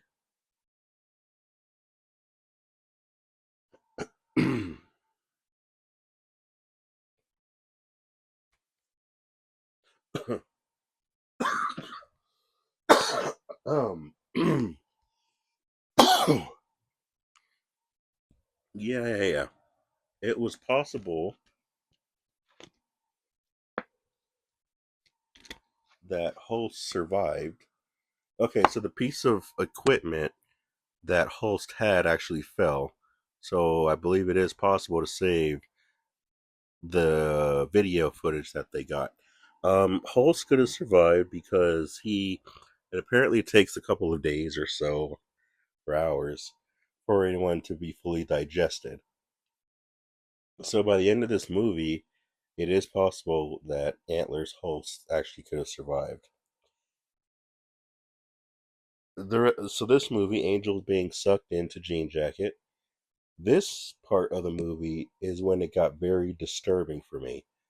What happened is Jean Jacket, when I read the script, Jean Jacket is actually trying to run away, but he can't run away because the wires actually got stuck in its mouth. The razor wires when it tried to eat Angel. So when that happened, the wires cut it from the inside, and Jean Jacket got very upset about that, and that's ultimately what caused it to panic and freak out and open up because it was already frustrated with everything going on. So now it was just like, okay, I'm mad now, and it's stuck, and it can't. I believe what the script said.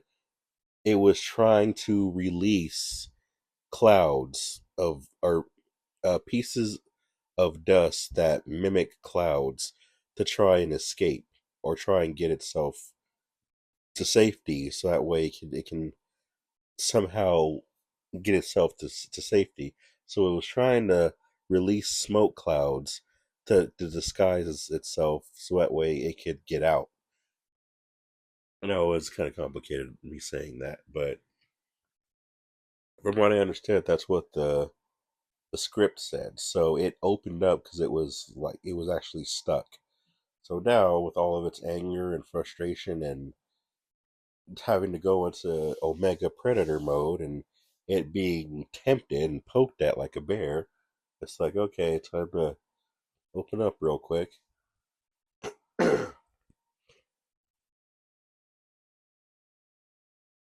And now we have transparency. Now we have the angel, the angelic being. What is this thing called? The name of this song that plays. Gosh, that thing looks just evil. I don't know what it is about the way that that creature looks, but it looks, I don't know. But again, it's a transparent look. Yeah, this creature is called the Acolonimbus, Acolonimbus edoequus. It's a scientific term, and it means like horse eater or something like that. This it turns into a sail to try and control the wind currents around it. I believe that's what that was. Remembering the script, what the script said about it drifting forward. All right, so let's see. Oh,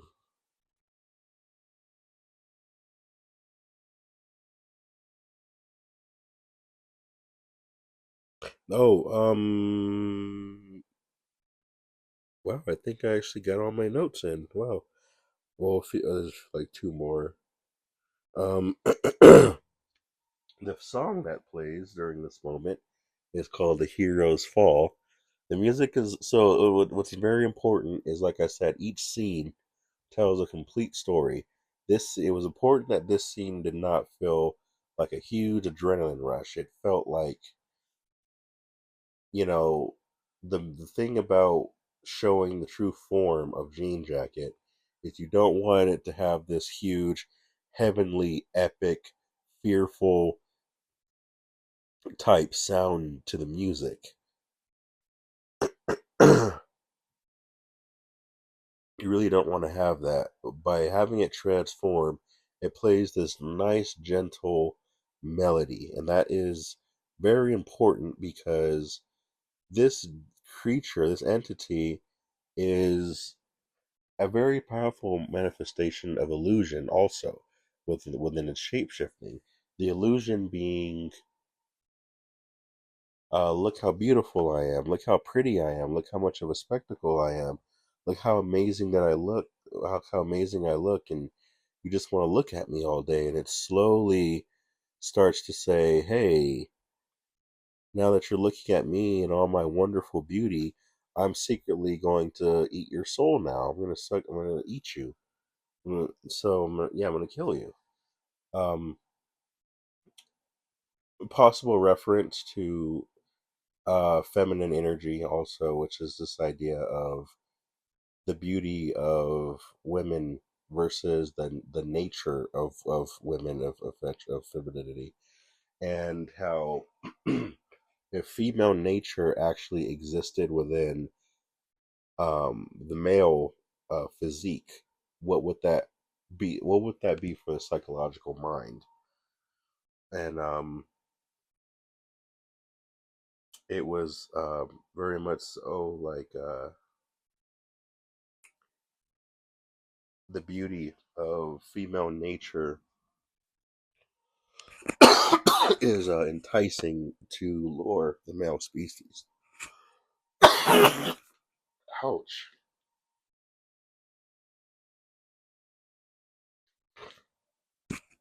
This slide that Emerald did on her bike was a reference to an anime movie called Akira.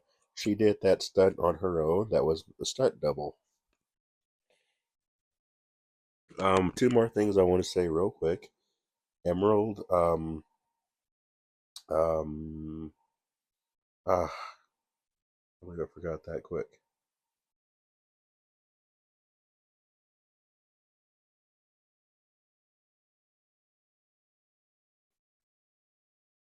Yeah, she did that on her own, and now she released the balloon, and Jean Jacket's like, "Oh, a balloon! It's looking at me. I better go kill it real quick." And yeah, when we feel traumatized, and people look at our trauma, they analyze our trauma.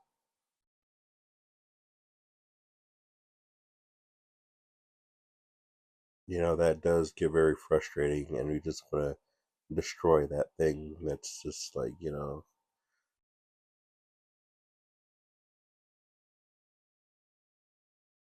this scene right here, Angel looking back and seeing Jean Jacket floating. Angel was originally supposed to die in that scene, but the actor said, "What if we make a sequel?"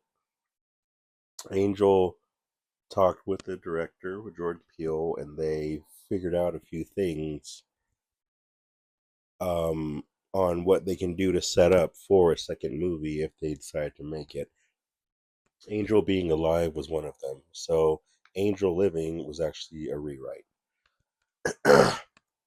Also, I wanted to say real quick about Emerald's character. Is Emerald's character being a lesbian, but it not being a big deal in this movie, also attests to this idea of being a lesbian or being, of that sexual orientation.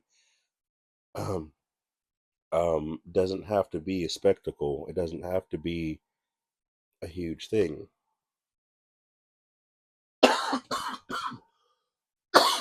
It could just be a part of somebody's personality and who they are.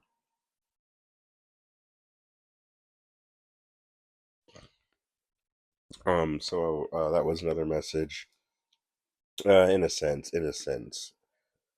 Um, this scene, you can see Jean Jacket's eye is covered up by the green um covering,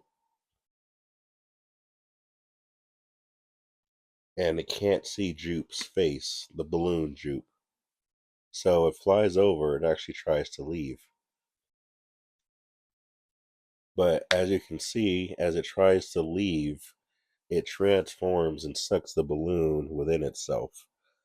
And as it pulls the balloon in,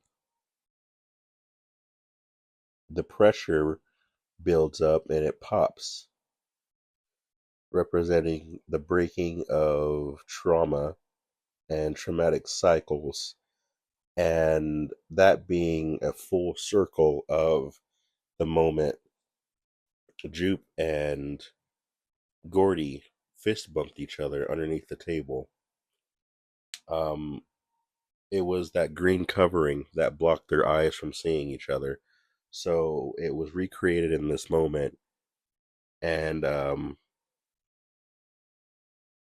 Jean Jacket chose not to pursue, but chose to leave. And as it left, it just sucked it in anyway by accident and ended up blowing up. Um, Representing, yeah, the breaking of cycles and trauma. And then there's a bunch of people there with cameras who probably saw the whole thing. Anyway, so it was like, what was the whole journey worth? Was the money worth it? Was the possibly losing her brother worth it? Were these people losing their lives worth it for the fame, for the money? Who knows?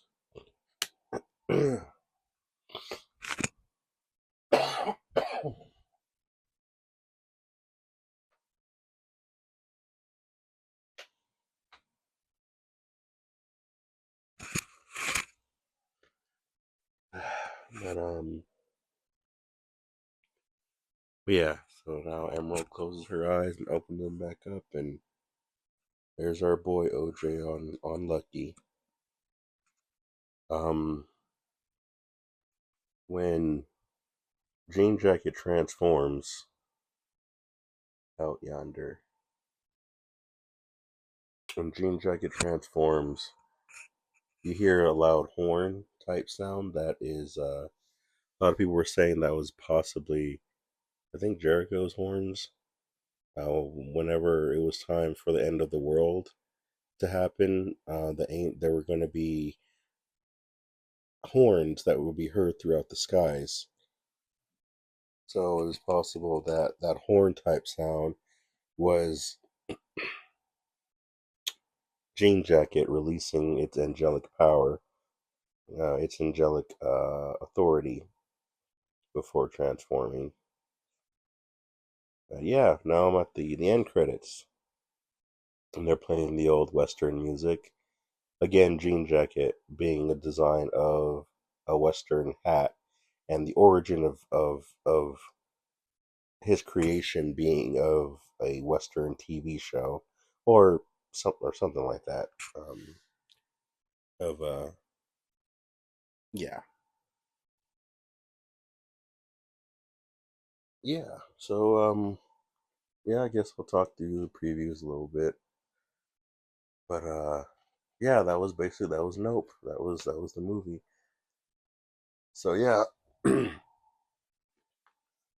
movie was about a lot of things between obsession and feminine energy and spectacleism and trauma, shared trauma, um, freedom.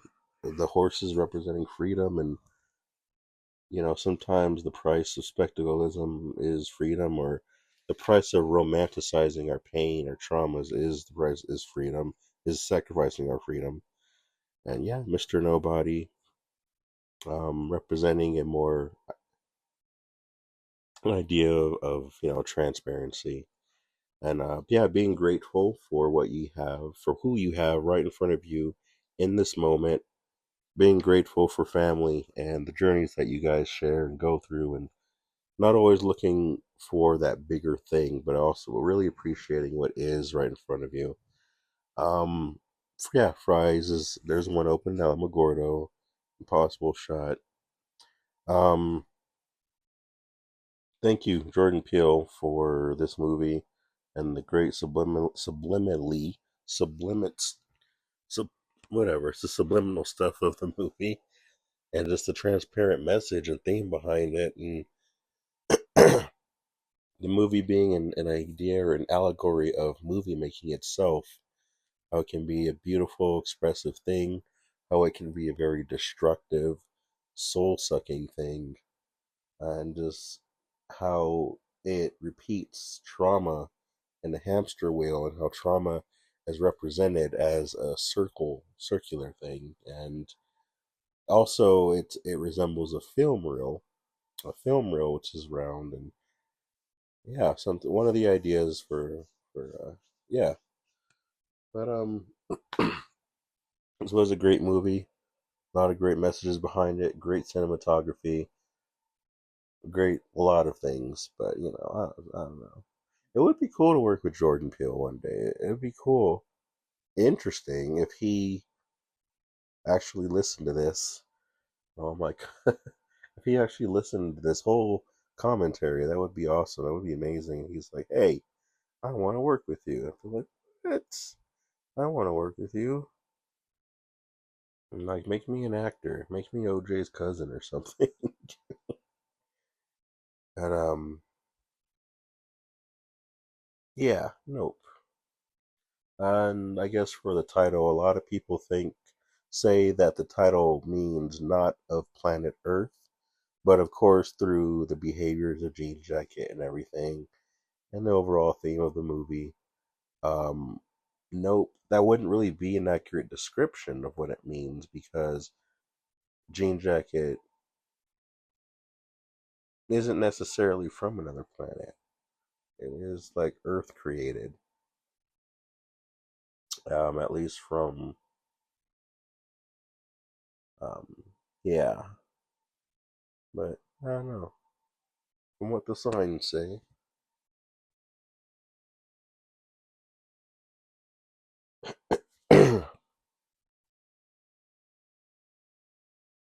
Yeah, so thank you for all the actors, all the people that were involved, and Michael Abels, for his great contribution of the music.